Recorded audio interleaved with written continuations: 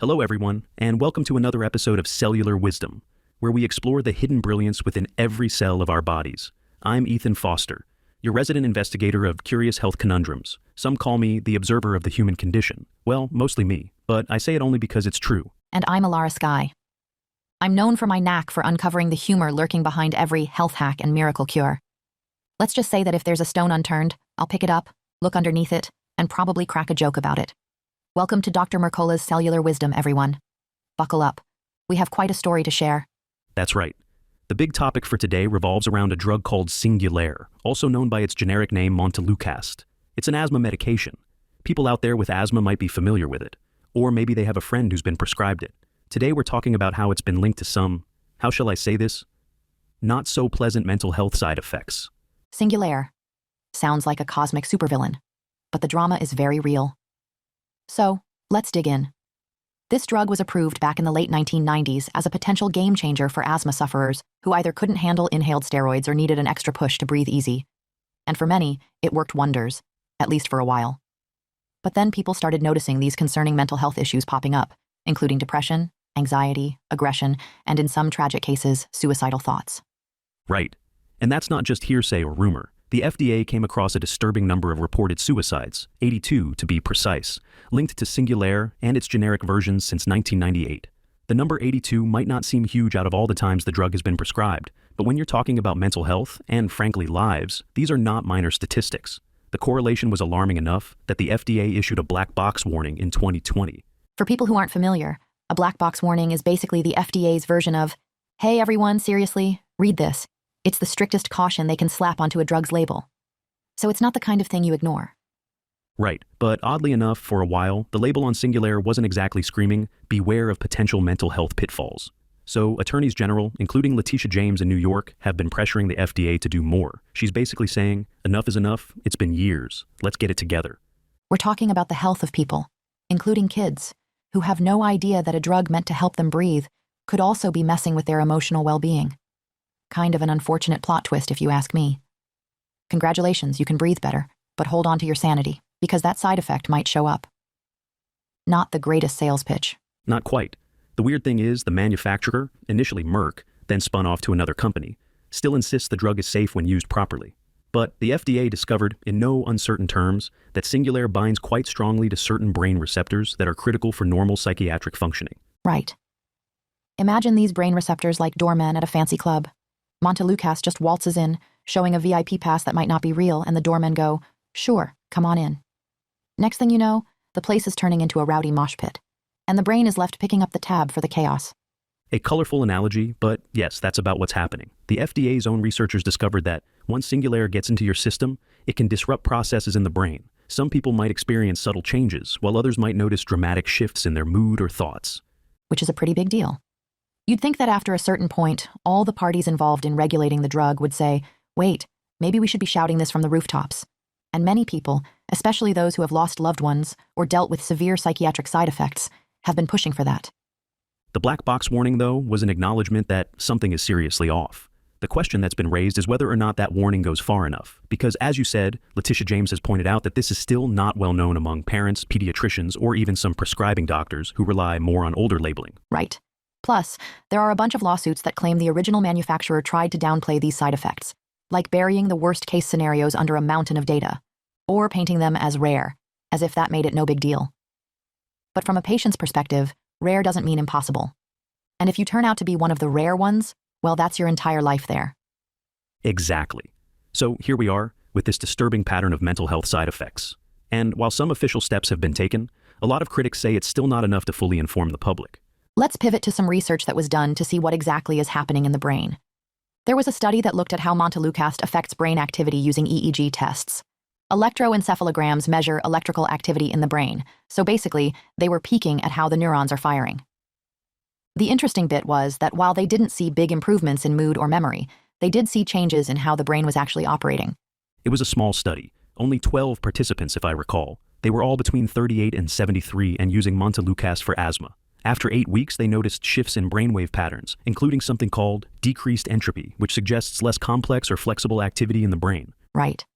And we love complexity in the brain. Complexity is that dynamic, adaptive response to your environment. So, if the drug is making the brain patterns less adaptable, that might signal a hidden cost. The participants didn't necessarily report some huge shift in day-to-day cognition, no eureka moments or meltdown episodes, but that doesn't mean it's harmless. Precisely. And that's one of the main concerns. You don't always notice subtle brain changes immediately. One day you could be fine, the next you feel off.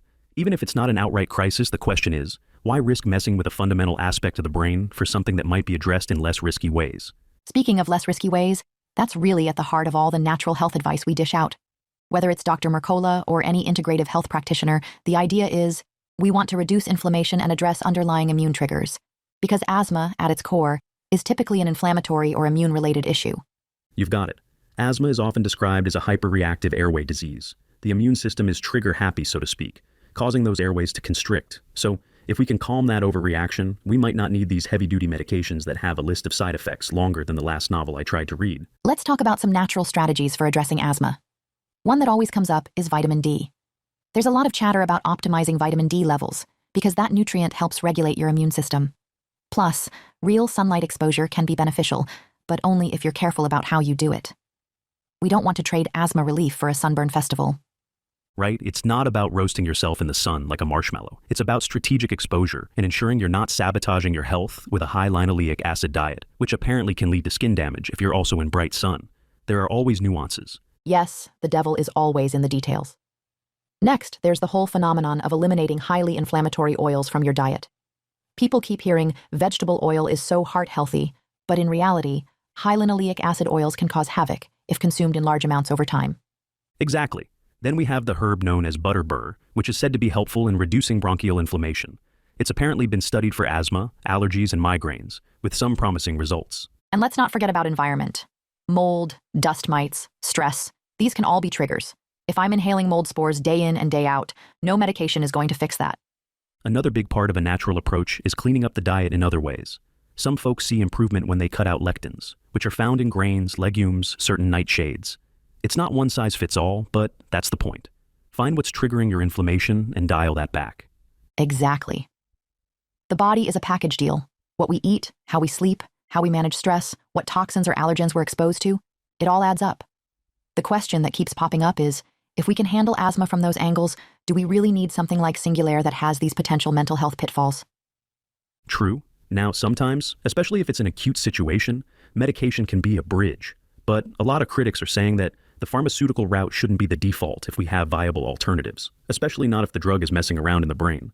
Which leads me to wonder why some doctors reach for the prescription pad so quickly. Maybe they don't know about all these side effects. Maybe they aren't convinced by the studies. Or maybe the conventional guidelines place Singulair as an add-on therapy. Regardless, if a black box warning is there, it's something to seriously consider. Exactly. And the controversies around Singulair highlight a broader discussion about how certain drugs might do more than just the job they're prescribed for. Because we often think of medication in a very targeted way. Oh, it only works on the lungs. Well, no, it's going everywhere, including the brain. Right. It's an important reminder that every pill we pop can have far-reaching ripple effects. Just like you said, once it's in the bloodstream, it's traveling to multiple sites in the body, and that might include crossing the blood-brain barrier. Which is exactly what's happening with Singulair, crossing that barrier and latching onto receptors that regulate mood. So if you or a loved one notices shifts in personality or mood swings, it might be more than just a passing phase. So, let's talk a bit about how that infiltration might look in day-to-day life. Maybe you're typically even-keeled, but suddenly you're anxious over minor stuff. Or you find yourself losing your temper, or feeling uncharacteristically dark. If you've started a new medication, that's a data point to factor in. Exactly. And it's okay to ask questions. That's the key. If you're noticing changes, if you're feeling different, if your child's teacher is noticing behavioral shifts, speak up. Do more research. Get more information. Definitely. Now, the big question that arises is, if you can address asthma without the possible psych effects, why wouldn't you try it?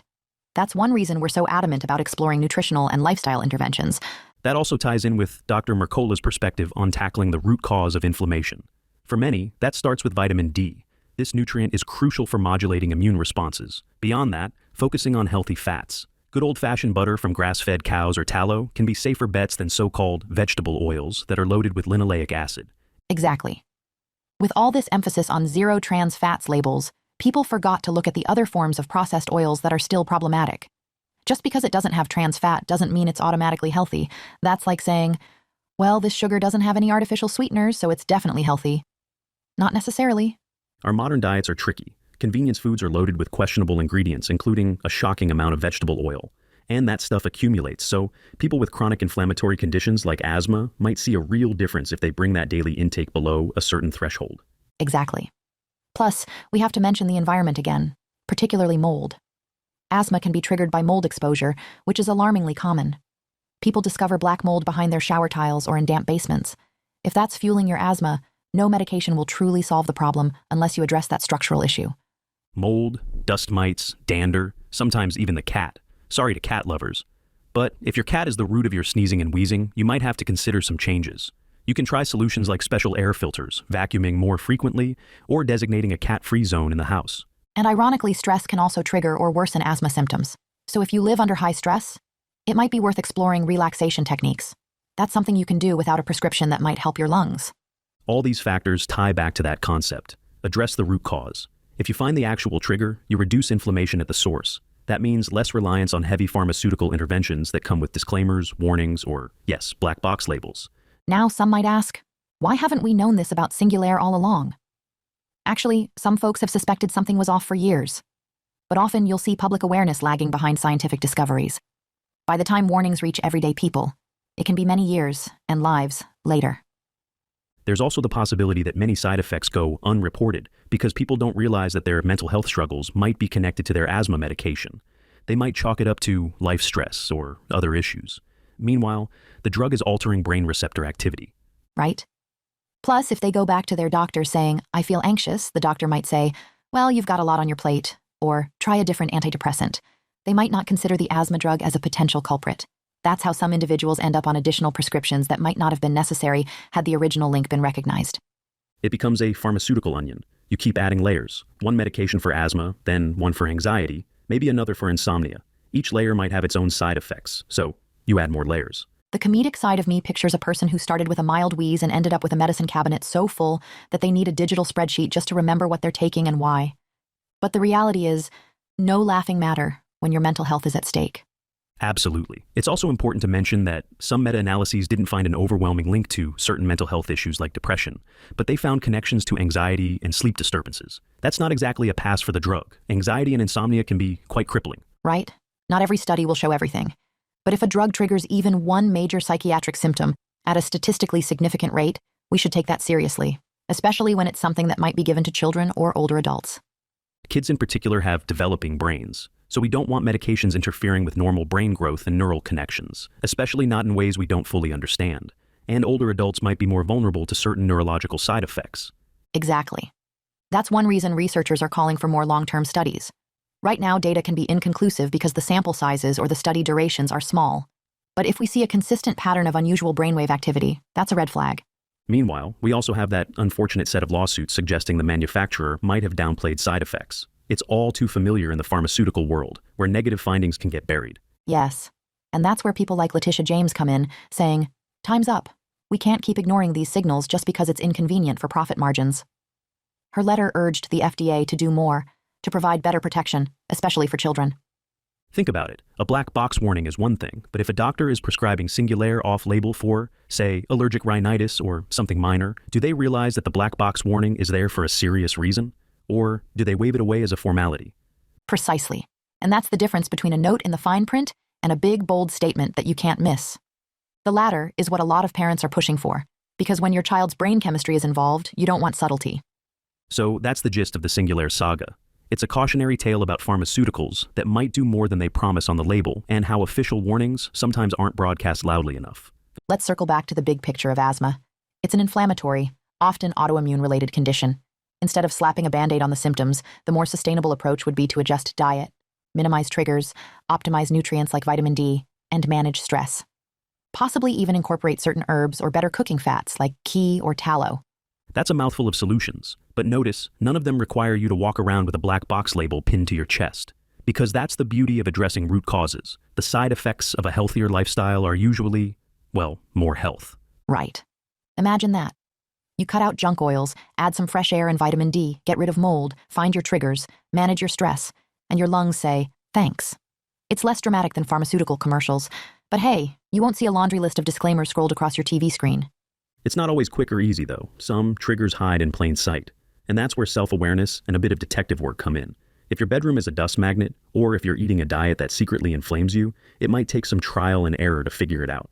And if you have severe asthma, you might need medical interventions at times. The conversation isn't black or white, but it's about being aware that certain medications come with possible side effects that could be more serious than many realize. So, to recap the Singulair story, we have an FDA black box warning. We have documented suicides, aggression, anxiety, depression, and a track record that suggests the drug crosses into the brain and binds to receptors tied to mental health. And we have an attorney general insisting the FDA must do more. We have lawsuits claiming the manufacturer may have known but decided to downplay it. And we have that small but telling EEG study that shows measurable changes in brain activity. The key takeaway might be informed. And if you or someone you love is dealing with asthma or allergic issues, weigh your options carefully. Because it's easy to miss the big picture when you're caught up in the desperation to breathe easy. Indeed. The desperation is understandable, though. Asthma can be scary.